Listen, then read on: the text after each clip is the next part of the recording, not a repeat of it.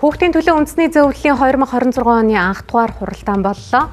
Энэ үеэр хүүхдийн хөгжил хамгааллын асуудлыг хөндөж, хүүхдийн зовслонгуудын тогтолцоо зохион байгуулалтгүйг нэгдсэн зохион байгуулалтанд оруулах шаардлагатай хүнсэн юм а.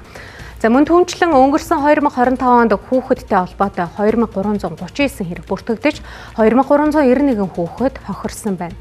Энэ нь 2024 онтой харьцуулахад 18.2%-аар буурсан зүйлт юм. За хүүхэд холбогдсон хэргийн тухайд 1135 эрэгт 1540 хүүхэд холбогдсон 2024 онтой харьцуулахад 17.3%-аар буурсан үр дүнтэй байгаа. За энэ бол хүүхдийн төлөө зөвлөл болон төрийн бус байгууллагуудаас хамтран хэрэгжүүлсэн ажлуудын үр дүн гэж үзэж байгаа.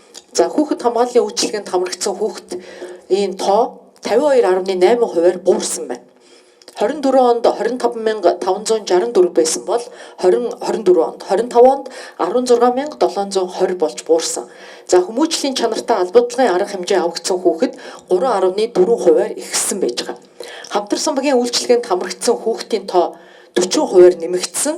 За энэ одоо нэмэгдсэн учир шалтгаан нь хамтарсан багийн гишүүдийг урамшуулалтаа болгож кейс шийдэж байгаа хамтарсан багийн гишүүн урамшуулал авах, за хамтарсан багийн одоо төсвийг бодтойгоор орон нутагт шилжүүлэх ийм одоо ажил хийгдсэний үр дүн гэж ингэж харж байна.